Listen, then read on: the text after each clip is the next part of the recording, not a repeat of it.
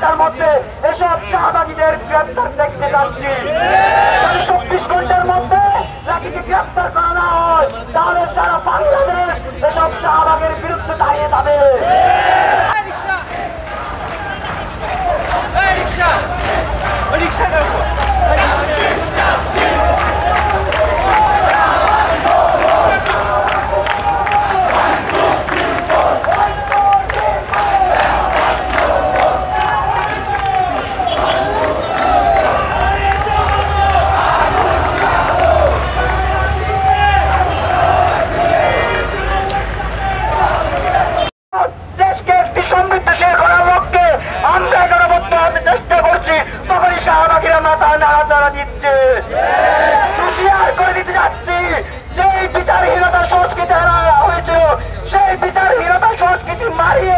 আমরা শাহবাগীদের বিচার করবো ইনশাআল্লাহ।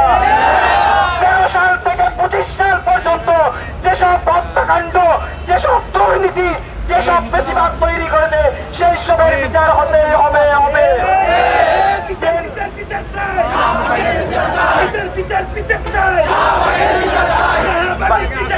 আমরা দেখেছি বিএনপির সালাউদ্দিন কাদের চৌধুরী থেকে জামাতের আল্লামা দেলোয়ার হোসেন সাঈদী পর্যন্ত সবাইকে জুডিশিয়াল কিলিং এর এই মঞ্চ তৈরি করেছে এই শাহবাগীরা।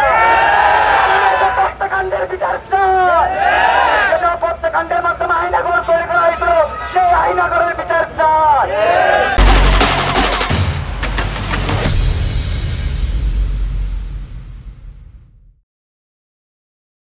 আমরা 24 ঘন্টার মধ্যে এসব শাহবাগীদের গ্রেপ্তার দেখতে যাচ্ছি।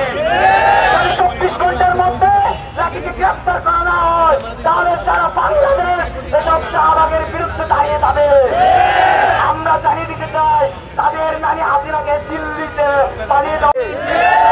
আমরা এই ছাত্র সমাজ আজকের সমাবেশ থেকে বলতে চাই তারা যতভাবে চেষ্টা করো না কেন ওই শাহবাগ ফিরিয়ে আনার চেষ্টা ষড়যন্ত্র আমরা ছাত্রছাত্রী থাকতে কোনোদিন সফল হবে না। আমাদের দেহে এক বিন্দু রক্ত থাকা পর্যন্ত এই বাংলাদেশে আর শাহবাগ ফিরবে না।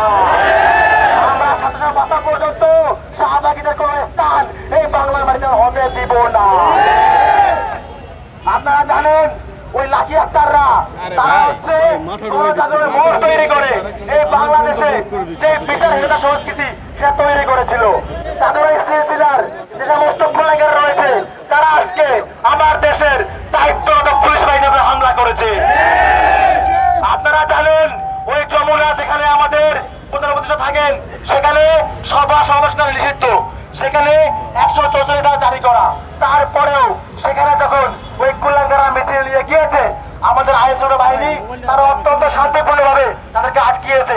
তাদেরকে বলেছে আপনারা মিছিল করবেন না, যদি আপনাদের প্রয়োজন হয় আপনারা আপনাদের ছোট একটি প্রতিনিধি দল নিয়ে দেখা করে আসুন, তাও দয়া করে আপনারা অবিশৃঙ্খলা করবেন না।